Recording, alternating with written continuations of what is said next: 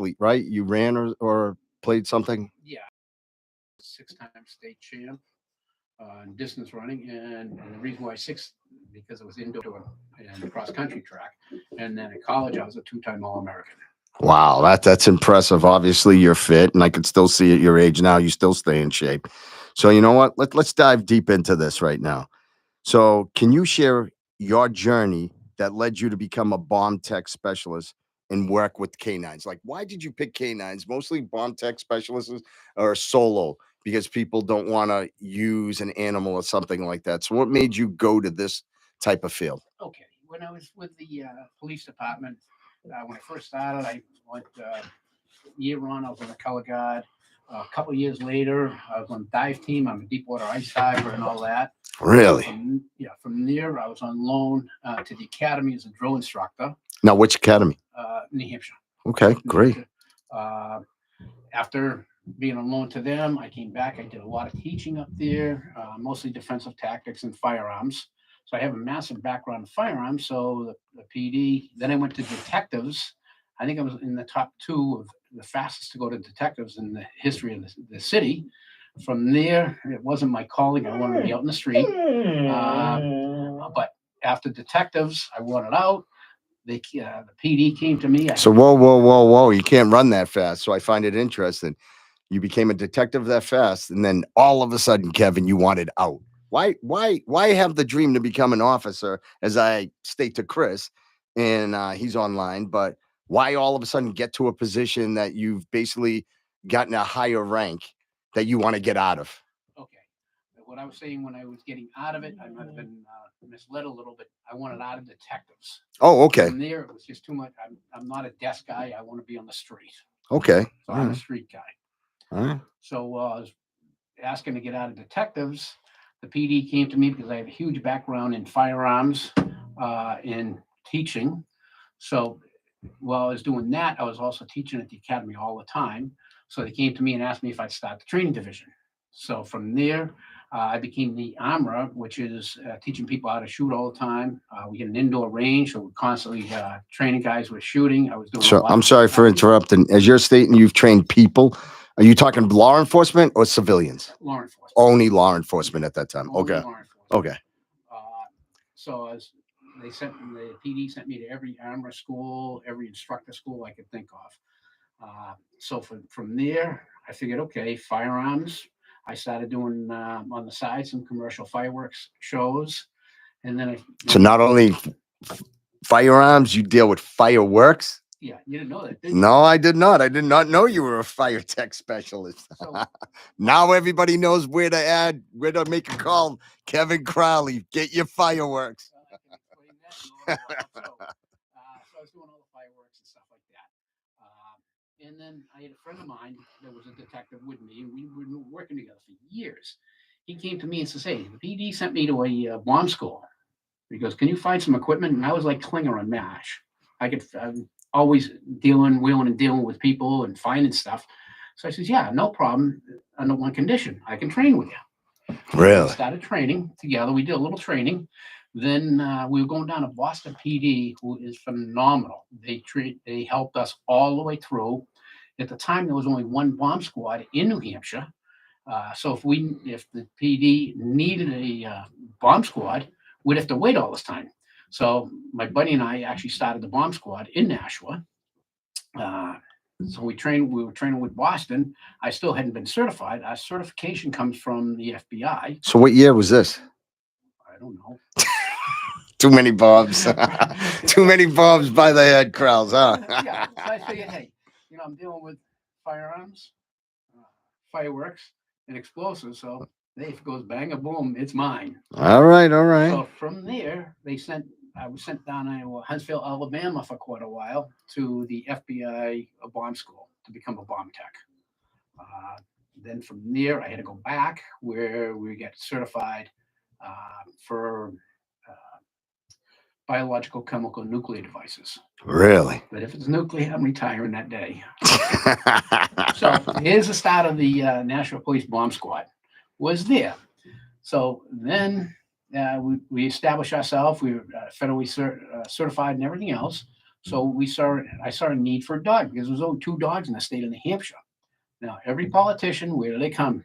They come to New Hampshire first. So they only Yeah. had 2 mom dogs. So I said, Exactly. sorry, Yeah. we need a dog. So I went to the chief, and I says, "Hey, chief, we need a bomb dog." And he goes, "We don't have the money." So me being me, I says, "All right, I'll make you a deal. I will sell you my chocolate lab that I had that I raised and my kids raised. My son Sean and Shayla spent a lot of time raising this dog. With a stipulation is I'll sell him to the PD for $1. If he certifies and gets back when it's time to retire, I'd buy him back for $1." So the chief thought I was nuts, which he's probably right. Yeah. We can validate that. Yeah. So from there, I says I want to go to the best dog program in the country, Yeah. and that was, believe it or not, Connecticut State Police has the best bomb dog program. Really? Yes. Wow. So I brought my dog Boomer, so you can kind of tell that I already had an idea that this is what I wanted to do with a dog named Boomer. Yeah. So 3 months later, we go to certify, and the dog has to be certified to a forensic chemist on the molecules they're hitting on. So these weren't your typical bomb dogs you see out there. Yeah. So my first dog was actually certified for forensic chemist, Dr. Henry Lee, the guy that worked the OJ trial. Yeah. Yeah. Yeah. So that's how Familiar I with the into name. it, because Okay. we needed a bomb dog in the city. Wow. Jesus, that's a lot of training and a lot of different changes of life that you did in such a short time. Like everyone that I know has the same job, and that's all they've done. So that is incredible. That was some quick talking too. No, that was great. So what makes a bomb detection dog unique compared to other service dog? And what specific training do they undergo? Okay, there's 2 ways of training a service Well, dog. what's the type of specific dogs? Like what's the dog that you prefer to use first? Well, there's 2 ways of training a dog. There's food reward and play reward. Most labs are food reward. They like to eat, just like me. Okay, and the other one is play reward.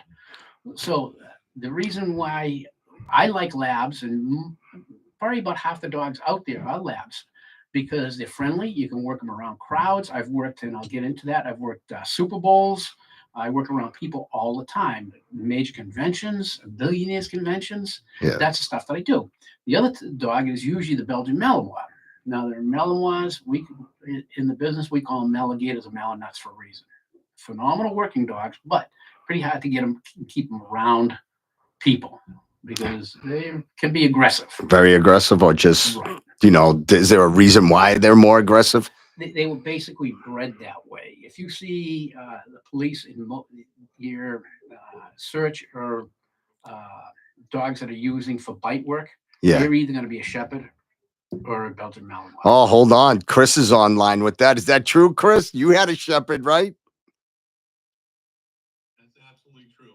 And also they're starting to mix them together now too, because the males are a little freaking nuts. I prefer a Shepherd.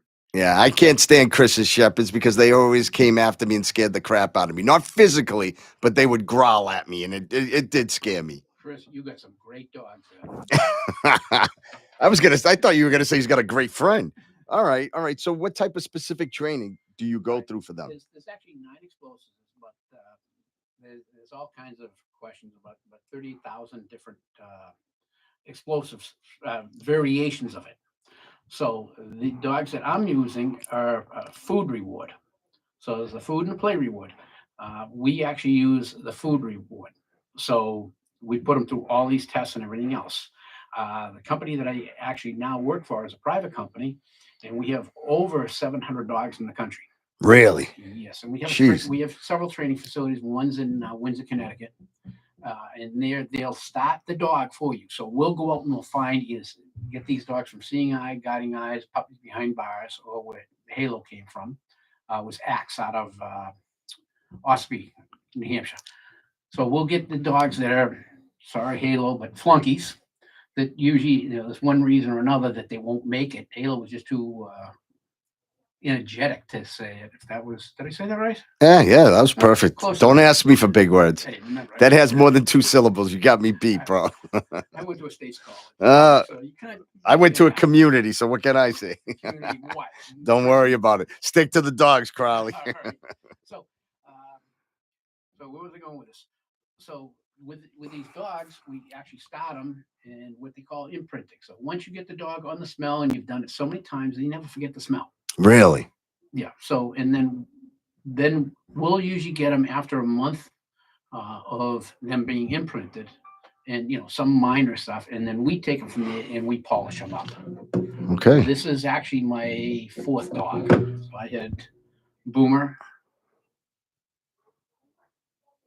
Wiley, Patrick, and Halo. And they all passed? All passed. Yeah. Thank you for Halo, their I'm not sure service. about, but, Thank you for the service on that. No, that is interesting. So one of my other questions is the operational differences of the animals you have. So when I say that, how does the work of a bomb detection dog in a private security setting differ from that of a combat zone? Because you have gone out of this country. I'm just watching the words I'm saying because I know a lot of stuff I can't say because you're Right. you're Yeah, privatized. We'll get into But- that right now. yeah. Because I actually did 3 tours over to Afghanistan for a federal agency, and that's about as far as I can go with that. Okay.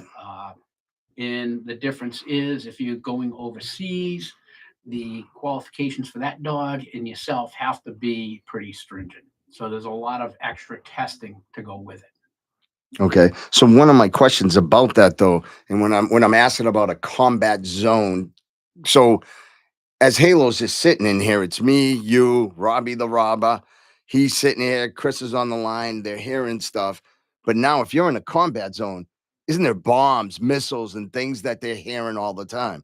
How does an animal that's like a family animal dog have that design in them per se to come back home and be normal and hear a muffler backfire or hear something loud? Like, Great question. They don't always come back that way. really?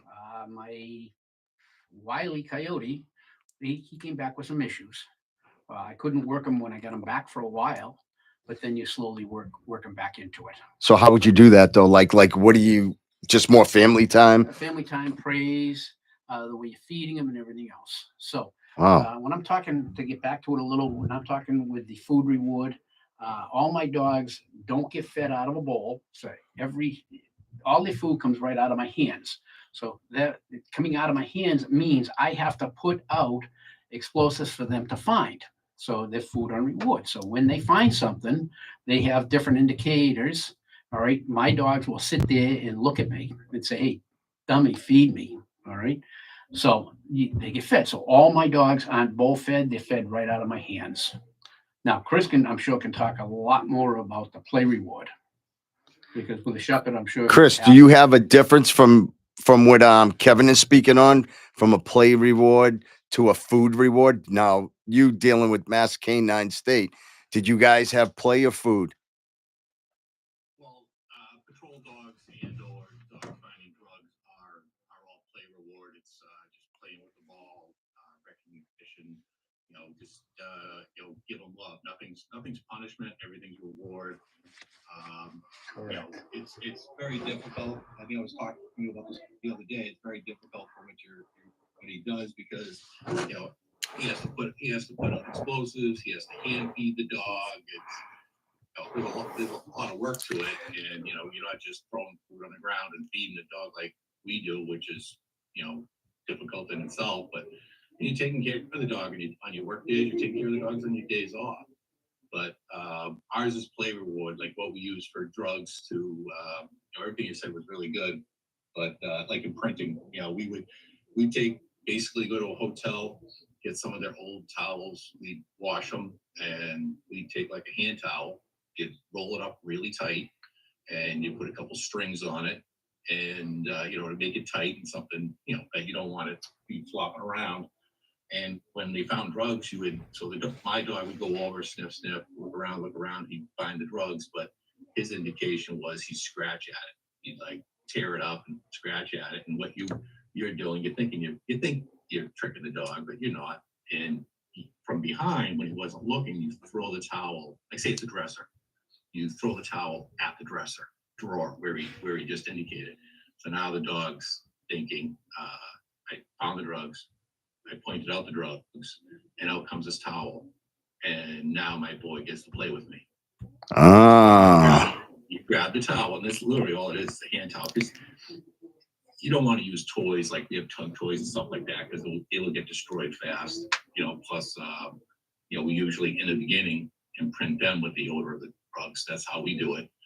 And so you're just playing with the dog. So he's got a towel that's usually about a foot long, rolled up like maybe 2 inches, and he's got it, and you're just dragging him around and pulling on him and telling him good boy, and just that's all it is.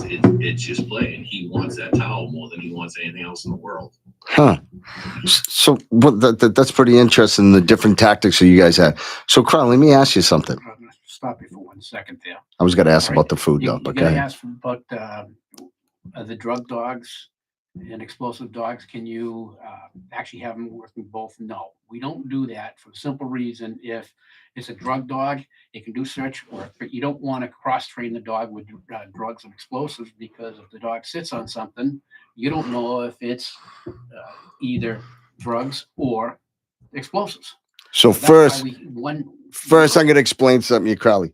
It's Security Tales. I run the show. The second thing is, I was going to ask that question, but it was question number 8. Can you both work together and compatible on a search team? But since you took that question from me, I will move forward with my other question. So one of my questions, you go ahead. And Chris, you're lucky you don't have your dog here, because I mean, if it was a dope dog, he'd probably sit on Felipe, and not for having dope, for being one. Go ahead now. Take over. Chris, anything to say about that? I think they both said, and they're not even trained. Yeah.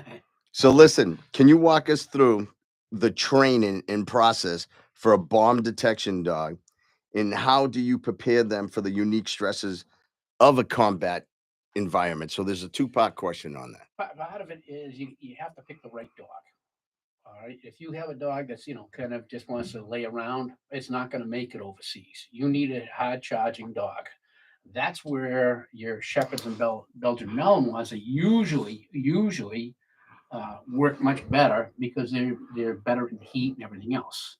So if you're going to be looking for a dog to go overseas, you're going to want that hard charging dog, whether it's a Shepherd, Mallee, or a Lab. So you can't use every dog to go overseas. Okay. So you're looking for a certain type of dog, the personality of the dog. I had my dog that I did 3 tours with. It didn't care for people or anything else. His only function was that dog just loved to work and just loved me for some reason. Exactly. What is that reason? I don't know. So one of my questions is, though, it's basically, how do you prepare them for it, though? Like, I understand, and I'm listening to Chris, and I'm like, okay, he throws this toy, and now it's playtime with them, and it's food. How do you still prepare them for something like this, though? I bring them to fireworks shows. You bring them to the fireworks Yeah, shows? so they get used to noise. It doesn't bother them or anything else. So you want to get them in environments that aren't always the nicest out there. Okay. As in the fireworks shows, most dogs don't like noise. So we'll start them out with, say a 22 caliber, and we'll bring them up high there. So they just get so used to it. So as we start them, say if you want to get them used to a firecracker, what you'll do is you'll set off some firecrackers, and every time a firecracker will go off, we'll give them a little kibble or something, so it becomes natural to them. So they're not afraid of it. Now, you can't get all dogs to do that. Yeah. Okay. All right. Great answer. I appreciate that. How important is the bond between a handler and their dog, and how does that relationship affect their performance in the field, in any type of field? Right. That's the most important thing, is the bond you have with your dog. Let's put it this way. My wife accused me of liking the dog more than her. Let me refrain that. My ex-wife. She was so right. It's so important, the bond. I don't support anything he says. That's why she's next. I have an ex-wife, but it's all good. Okay, you know why it was so expensive? No, not at all. Got in trouble. Not at all. No, the bond is just huge with the Yeah. dog. And I'm going to let Chris talk about this a little too, is that bond is huge. I mean, I can't go anywhere without Halo following me. It's just, that's the biggest key with explosive, with labs mostly, because I mean, they're so gentle and everything else. Okay. All right. Chris, you want to Great. follow on that? Well, Chris is Fine. part of my co-host. We're asking you. You're our co-host. If it's something we're going to involve Chris with, we'll go back and forth. So listen. So I know Halo. I know. So what psychological effects do you see in dogs that have worked in high stress environments? You explained it, war. They come back stressed out. But have you ever heard or dealt like with a dog that has to be put down because of the position that he was placed on to deal with this? My attitude towards that, if I put that dog in that situation, I'm going to keep that dog and I'm going to work on it as hard as I can. But the dogs do get PTSD, whether you believe it or not. They do. I had my best dog for searching was Wiley, and it came back with some problems. And then you just spend a lot of time, and it's a slow process with, basically wanting even closer with them. Okay. So this one also went out to you, Chris, just due to the fact that I know the Mass State Police and you lost a fellow officer. Your K9 had passed. So would you like to discuss any of that and how, like, psychological effects, that the dog went through or anything? Talking when the handler died or the dog died? The dog, you being your dog guy, because I remember the big thing that you guys did for your K9. So I'm going both ways. I'm sorry, I'm going both ways with you. Yeah, I know that. So, yeah, when my dog passed, I actually just lost. I just lost my second one January of last year, and it's unbelievable. When you just when you think about it, you talk about it. Like one time, so when I lost my first dog, one time I was in court and I was testifying about a track he did and talking about the track and this, that, and the other thing, and talking about the dog, and I know they heard it because I heard it, and it was probably like at least a year and a half later, and I'm talking on the stand, and you hear your voice crackling and shit. You could hear it because you're like on the verge of like stop crying because you're talking about your dog who died like a year ago, and you're talking about him and you're thinking about him. In fact, the day I put him down, I wrote a letter about my dog, and it was just something I wrote in the parking lot. It was in the parking lot of our skate rink. It was going out, and I was making the decision to put him down because he had hypertension and stuff like that, and I wrote this letter, and it ended up going viral. It was translated into like over 20 different languages. I was on like it came up on. Yeah, I remember that. Yeah, absolutely. Barstool Sports. Carmen Zacchetti, I think, interviewed me in the family. It was translated in Germany, Italy, Netherlands. It went all over the world. Stuff like that. But the loss. I got pictures. I got pictures everywhere of my dogs. I got cash. People that I don't even know. I like 3 of them have sent me, portraits of my dog. The first one that died, and I have since wrote another letter about my other dog, but I've had it for about 6 months, and I got to get around to posting it. I'm not quite ready because I was even closer probably to my second dog. My second dog was a great dog and acclimated very well to being a family dog, but you can't imagine because we all work a decent amount. We all work more than 40 hours a week because that's how you make ends meet. And so like think about it, you're with the dog every day. You work, and you're with the dog every day at your home, and of course you're gonna treat them well and treat them like they're everything to you. So it's it still bothers me to this day, and I can't even tell you. It must be 10 years since I lost my first one. So when this occurs and happens, is there an outlet for you? No, it's you self deal with it.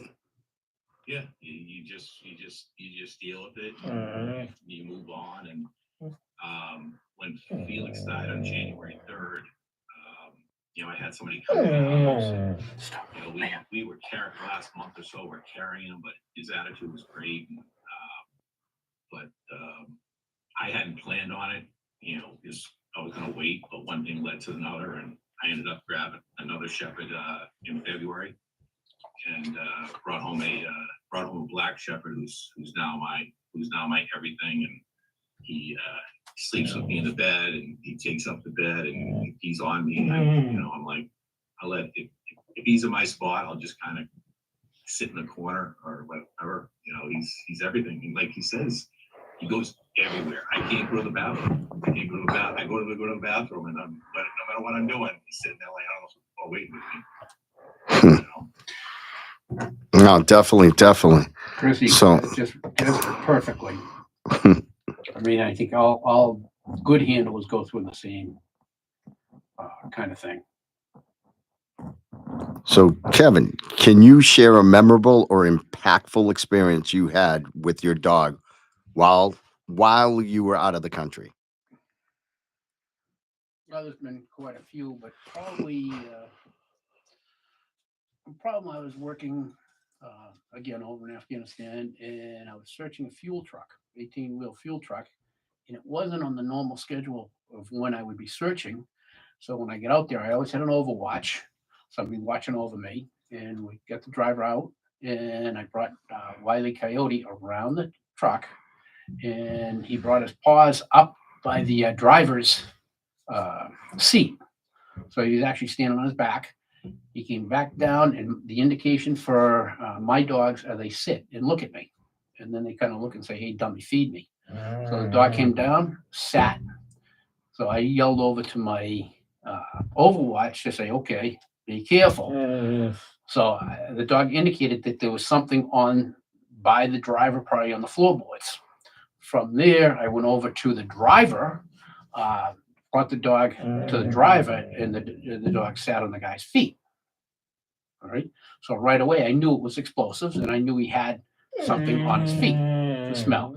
So this is what I'm saying. My dogs are working on trace amounts.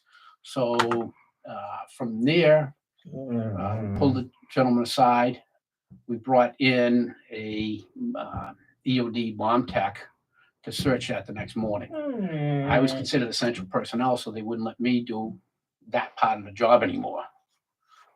And before we brought in the bomb tech, the agency came out with explosive swipes. They swiped the guy's feet and the floorboards and tested for TNT positive. Really? Yeah.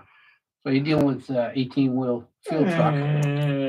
So the question is, did it have a bomb on it, or was No, he just what we somebody that surmised- handled it? Yeah, what we surmised was the person that walked through a place that had it was on his feet Yeah, where there was explosives there. really. I've had other instances where I had to search the search people, and I had the dog sit right down on the person. Huh. And then once we did an investigation, the Afghani person was actually working, unbeknownst to us, was working on U.S. vehicles, taking them apart and salvaging. Yeah. And this was on vehicles that had blown up. So it was on his clothes. So that's what I'm saying. My dogs are working on trace amounts. Hmm. That's one of the reasons why they came to me and asked me to go overseas. Wow. Huh. That's very interesting, and especially that he can make that distinction in that determination that it was stuck to his feet and the guy, and then you guys obviously through all that figured it all out. And yeah, we were actually able to verify that yes, there was explosive residue right there. Really. So I had quite a few more questions, but because in the beginning you kept answering and just going on and talking, so one of the ones that really means a lot to me, and it's a sad day for all of us, was the Boston Marathon on April 15, 2013. That was a sad day at approximately 2 p.m. 2:49 p.m. I believe it happened. The Boston Marathon bombing occurred. What specific tasks were you involved with during this incident, if you were? And Chris, you're going to be included in this because I believe you were also active. And how did it emotionally affect you that sad day? Yeah, it was a real sad day for me. I was actually working private company. I was working on State Street. I basically shut down the building there, told them no one in, no one out. Several buildings, I shut that down. From there, I called friends of mine that had the explosive dogs and sent them in different locations to the BCEC, the big convention center. I sent them to different buildings. I had one of the few cell phones, a flip phone, that actually worked. The old BlackBerry. Exactly. And from there, I actually went to, there's an underground parking garage underneath the Boston Common. Yep. So from there, I searched that because we're figuring underground, perfect place, perfect hiding spot. And there's a little bit of story behind this because when I searched underground, you had some of the Mass State Police were actually congregating and they were figuring out where they were going on the Boston Common. So was the National Guard were there. Well, as I come up from down below, here comes a box truck driving through the Boston Common. Huh. Mass State Police actually stopped it. And two guys were actually asked to exit the vehicle. Kindly asked to exit the Kindly. vehicle, right? And then I had a lieutenant ask me about, what kind of dog it was. I explained to him it was a service dog. It was for explosives. And he says, we're going to need you to search this. Whoa, time out. I'm working privately. I'm not going to step on anybody's toes. And he said, no, I'll take the responsibility, which I wasn't pleased about because, again, I don't want to step on anybody's toes or anything else. Like toes like Chris, whose Yeah. dog does that. Well, his dog's not a bomb dog. Correct, Chris? See, I don't know what if- Chris if happened. Felipe was listening. He already said he wasn't. What'd you say, Chris? I was muted. I didn't want any background.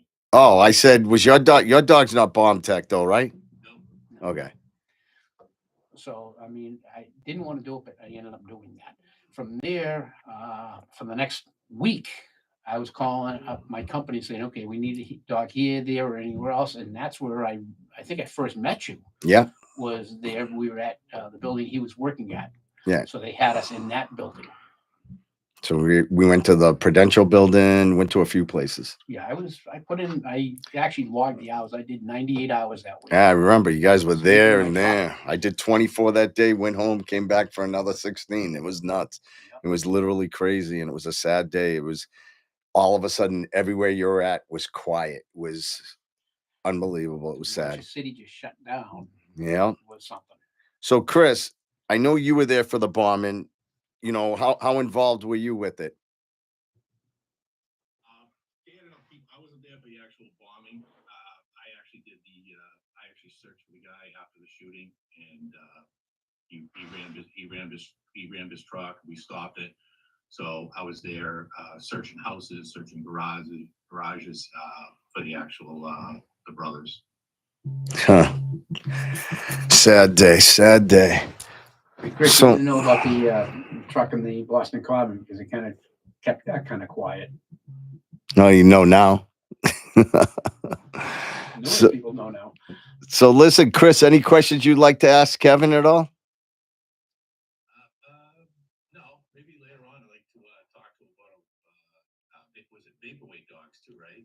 Yes, real familiar with it. All right. Yeah, we'll cover that. My buddy's got a vaporweight dog at the airport. All right. Now, Chris, I'm going to ask you something personally. I'd love to hear the dedication poem that you wrote for your canine next time you're here in person next week. I would love for people that never heard it. I actually heard it, and it was very well written and definitely an emotional thing. But if you don't mind, that would be a great thing to so everyone could hear it. All right. If you, I can maybe read it, but if I can get through it. But for anybody who wants to look up, if you just Google Trooper Goodbye Letter, you'll see me and the Channel 5 interview.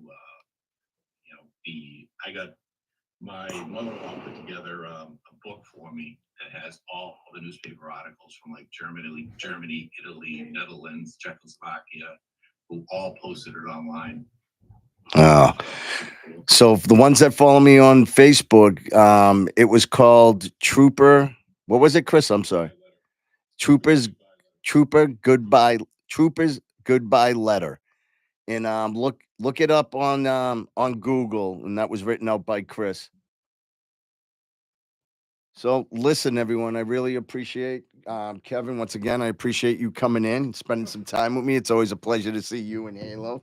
On top of that, everyone, I'd like to tell you is you guys be blessed and just do all the right things in life, and you'll always do well. And I appreciate everyone watching. Thank you so much. Robbie the Robber, you want to say goodbye? Bye, everyone. Chris, you want to say toodaloos? All right, people, have a good one, and let us know what you want us to talk about next week. Yes, please help us design the next one. I do have an idea, but it would be great if we could start having some comments letting me know where to go. But once again, thank you for everything. And God bless America. God bless America. Yes, Halo. Thank you, everyone.